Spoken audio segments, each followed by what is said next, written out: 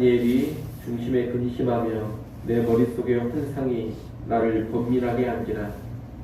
내가 그 곁에 모셔선 자들 중 하나에게 나아가서 이 모든 일의 진상을 물으매 그가 내게 말하여 그 일의 해석을 알려주며 이르되 그 내 큰 짐승은 세상에 일어날 내 왕이라. 지극히 높으신 이의 성도들이 나라를 얻으리니 그 누림이 영원하고 영원하리라. 이에 내가 넷째 짐승에 관하여 확실히 알고자 하였으니 곧 그것은 모든 짐승과 달라서 심히 무섭더라. 그 이는 쇠요 그 발톱은 노시니 먹고 부서뜨리고 나머지는 발로 밟았으며 또 그것의 머리에는 10뿔이 있고 그 외에 또 다른 뿔이 나오매 새 뿔이 그 앞에서 빠졌으며 그 뿔에는 눈도 있고 큰 말을 하는 입도 있고 그 모양이 그의 동류보다 커 보이더라. 내가 본즉 이 뿔이 성도들과 더불어 싸워 그들에게 이겼더니 옛적부터 항상 계신 이가 와서 지극히 높으신 이의 성도들을 위하여 원한을 풀어주셨고 때가 이름에 성도들이 나라를 얻었더라. 오신 자가 이처럼 이르되 넷째 짐승은 곧 땅의 넷째 나라인데 이는 다른 나라들과는 달라서 온 천하를 삼키고 밟아 부서뜨릴 것이며 그 10뿔은 그 나라에서 일어날 10왕이요 그 후에 또 하나가 일어나리니 그는 먼저 있던 자들과 다르고 또 새 왕을 복종시킬 것이며 그가 장차 지극히 높으신 이를 말로 대적하며 또 지극히 높으신 이의 성도를 괴롭게 할 것이며 그가 또 때와 법을 고치고자 할 것이며 성도들은 그의 손에 붙임받아 한 때와 두 때와 반 때를 지내리라. 그러나 심판이 시작되면 그는 권세를 빼앗기고 완전히 멸망할 것이요 나라와 분표와 온 천하 나라들의 유세가 지극히 높으신 이의 거룩한 백성에게 붙임받으리니 그의 나라는 영원한 나라이라. 모든 권세 있는 자들이 다 그를 숨기며 복종하리라. 그 말이 이에 그친지라. 나 다니엘은 중심에 번민하였으며 내 얼굴빛이 변하였으나 내가 이 일을 마음에 간직하였느니라. 아멘. 오늘 본문은 다니엘이 꿈을 통해 받은 환상을 천상의 존재가 풀이해 주는 내용입니다. 17절, 18절은 환상이 의미하는 바를 요약적으로 말해주고 있습니다.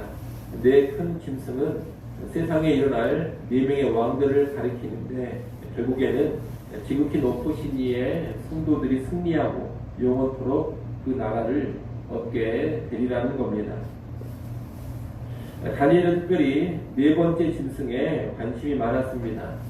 다니엘이 꿈에서 보면 이 4번째 짐승은 다른 세 짐승과는 차원이 다른 강함을 가지고 있으며 아주 노골적으로 하나님을 대적하고 모독하는 존재입니다. 25절에 보면 넷째 짐승은 지극히 높으신 이를 말로 대적하며 지극히 높으신 이의 성도들을 괴롭힌다고 합니다. 그리고 때와 법을 고친다고 합니다. 때와 법을 고친다는 것은 절기와 율법을 제 멋대로 바꾸어 버린다 이런 의미인데 하나님의 말씀을 제멋대로 깨뜨려 버린다 이런 뜻으로 이해할 수가 있겠습니다. 이 넷째 짐승이 이토록 강한 힘을 가지고 세상 나라들도 다 정복해 버리고 하나님을 대적하며 하나님의 성도들을 핍박하니 땅에 있는 하나님의 성도들은 거의 패배할 지경에까지 이르게 됩니다. 21절에 보면 넷째 짐승에서 나온 뿔이 성도들과 더불어 싸워 그들을 이겼다고 합니다. 여기 이겼다라는 말은 압도해 버렸다, 거의 이겼다 이런 뜻입니다. 하나님의 백성은 넷째 짐승 앞에서 도저히 이길 가능성이 없어 보이는 그런 상황으로까지 밀리고 올리는 겁니다. 이 넷째 짐승의 때는 역사 가운데 분명히 있는 한 시대이면서 동시에 역사 가운데 하나님의 백성들이 세상 나라에 의해 극심한 핍박을 받는 모든 때를 다 상징하는 것입니다.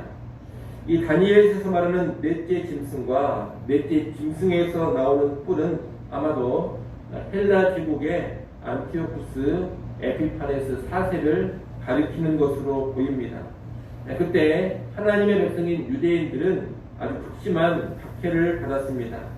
안티오쿠스 에피파네스 4세는 유대인들에게 할례를 금지시켰고 안식일 준수하는 것도 금지시켰습니다. 그리고 율법에서 금하는 돼지고기를 강제로 먹도록 했습니다.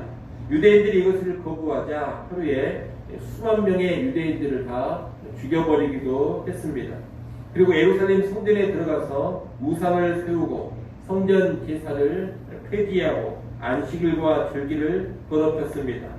아마 이 모습이 넷째 짐승이 하나님을 못 오가고 성도들을 괴롭히고 때와 법을 고치며 하나님의 백성을 거의 다 이겨버린 상황일 것입니다.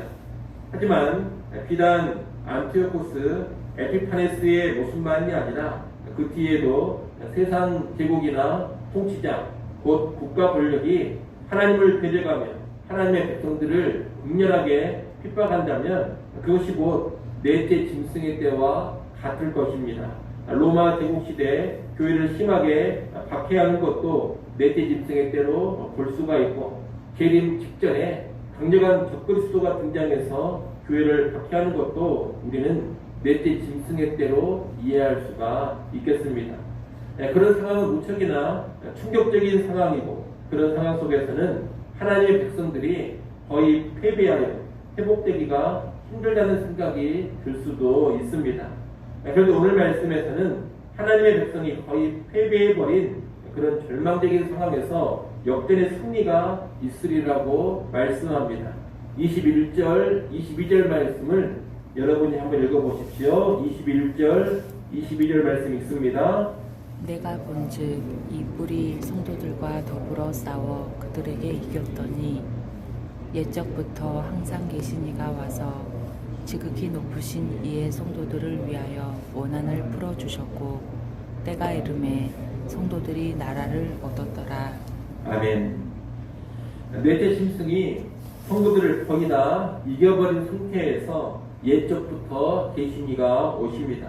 오셔서 그 짐승을 멸망시키고 지극히 높으신 이의 성도들의 원한을 풀어주시고 결국 성도들이 나라를 얻게 하신다고 합니다. 다시 말해 하나님의 백성들이 거의 다 패배해 버린 것 같은 상황에 하나님이 오셔서 짐승을 무너뜨려 버리고 놀라운 역전의 승리를 주신다는 겁니다. 이러한 과정에서 우리가 주목해서 봐야 할 것은 때가 이르매라는 표현입니다. 22절에 보면 때가 이르매라고 합니다. 넷째 짐승에 의해서 아주 심한 핍박을 당하지만 때가 이르매 짐승이 죽고 성도들이 승리를 얻게 됩니다.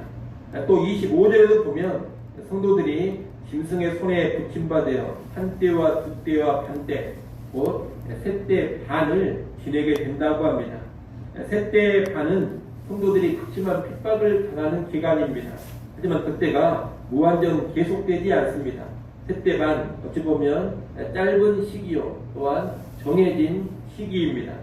무슨 말이냐? 아무리 강하고 세상 나라가 하나님을 대적하고 주의 백성들을 악랄하게 핍박한다 하더라도 그 기간은 정해져 있다는 겁니다. 아무리 절대적인 권력을 가지고 왕 노릇해도 그들은 때가 차면 멸망을 당할 겁니다. 그리고 그 뒤로는 성도들의 날이 될 것이고 성도들이 나라를 상속받아 왕 노릇하게 될 겁니다. 이 세상은 바벨론에 이어 메데, 바사, 헬라, 로마와 같은 제국들이 계속 일어나고 강력한 왕들의 통치가 이어집니다. 그리고 그 세상 제국들은 하나님을 대적하며 하나님의 백성을 무섭게 핍박하기도 합니다. 하지만 그런 세상 제국들은 다 정해진 때가 있고 반드시 망하게 될 것입니다. 하지만 하나님의 통치와 하나님의 나라는 영원할 것입니다. 지금도 세상 나라들은 하나님을 대적하며 주의 백성들을 아주 잔혹하게 핍박하곤 합니다. 넷째 짐승과 같은 나라들이 지금도 있습니다. 주님께서 재림하시기 전에도 그런 나라들은 반드시 있을 겁니다. 그 넷째 짐승 같은 나라에 의해서 성도들이 엄청난 고통을 당하고 수많은 성도들이 순교를 하고 교회가 무너져 가면 교회가 세상에 완전히 패배해 버린 것처럼 보일 것입니다. 도무지 회복의 소망이 보이지 않을 수도 있습니다. 우리는 그러한 때에 오늘 본문의 말씀을 기억해야 할 것입니다. 포악한 짐승의 나라가 승승장구하고 주의 백성이 극심한 고난을 당하는 때가 계속되는 것이 아닙니다. 주권자이신 하나님이 허락하신 때까지만 그런 일들이 펼쳐질 것입니다. 하나님이 정하신 때가 다 차면, 다시 말해 한때와 두때, 반때가 지나면 주님께서 짐승의 날을 멸망시키시고 주의 백성들이 놀랍게 승리하게 하실 겁니다. 그리고 성도들이 나라를 상속받고 영광을 누리게 하실 겁니다. 그러니 교회와 성도들은 어떤 고난이 찾아온다 하더라도 결국은 이 고난의 때가 지나가고 결국은 교회가 승리하게 된다는 확신과 소망을 가지고 있어야 할 것입니다. 당장은 교회가 지는 것처럼 보이고 교회가 다 무너져 버리는 것처럼 보이지만 때가 되면 반드시 능력의 주께서 일해 주시고 우리에게 최후 승리가 주어지고 놀라운 영광이 주어지게 될 겁니다. 여러분, 신앙이라는 것은 바로 이런 하나님의 약속을 붙잡고서 하나님의 때를 기다리고 하나님 나라의 완성을 기다리는 것입니다. 그러니 현재의 고난과 어려움에 결코 무너지지 마시고 아무리 짐승의 나라가 강해 보인다 하더라도 절대 그 세상 권력 앞에 굴복하지 마십시오. 다 패배해버린 싸움처럼 보인다 하더라도 하나님의 때가 이르기까지 끝까지 신앙을 지키며 싸워갈 수 있어야 합니다. 아무쪼록 최후 승리와 최후 영광을 얻기까지 짐승의 나라와 끝까지 영적인 전쟁을 치열하게 싸워나가는 우리 모두가 될 수 있기를 간절히 소원합니다. 기도하겠습니다.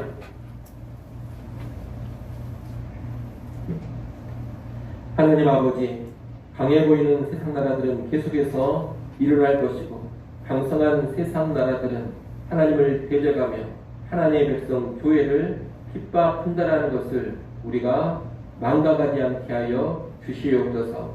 때로 세상 앞에 교회가 심한 핍박을 당하며 교회가 다 말살되는 것처럼 보인다 하더라도 그 핍박의 때는 하나님이 정한 때까지만 허락됨을 알게 하시고 그때가 다 지나면 세상 나라는 멸망당하고 하나님의 백성들이 승리하고 하나님의 백성이 영원한 나라를 상속받고 영광을 누린다는 이 약속을 우리가 굳게 신뢰하게 하여 주시옵소서. 우리도 이 땅을 살아갈 때 핍박의 시기가 언제든지 올 수 있다는 것을 알게 하시고 핍박의 때가 다가왔을 때 이 다니엘서의 말씀을 기억하며 최후 승리를 소망하고 확신하며 끝까지 싸워 이겨가게 하여 주시옵소서. 그 어떤 잔혹한 권력 앞에서도 우리의 신앙을 버리지 않게 하시고 신앙을 포기하지 않게 하여 주시옵소서. 주권자 하나님만을 바라보며 끝까지 담대히 싸워나가는 교회와 성도들이 꼭 되게 하여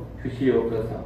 이 시간 하나님께 나와 기도합니다. 우리의 모든 필요와 형편을 겸손히 하나님께 아뢰게 하시고 하나님의 도우심을 구하게 하여 주시옵소서. 간구하는 죄 백성들을 긍휼히 여겨주시고 하늘의 은혜로 채우시고 신령한 능력으로 덧입혀 주시옵소서. 오늘 하루를 살아갈 때에도 살아계신 하나님과 부활하신 예수 그리스도와 긴밀히 동행하게 하시고 성령의 능력으로 승리하는 하루 되게 하여 주옵소서. 예수님의 이름으로 기도드리옵나이다. 아멘.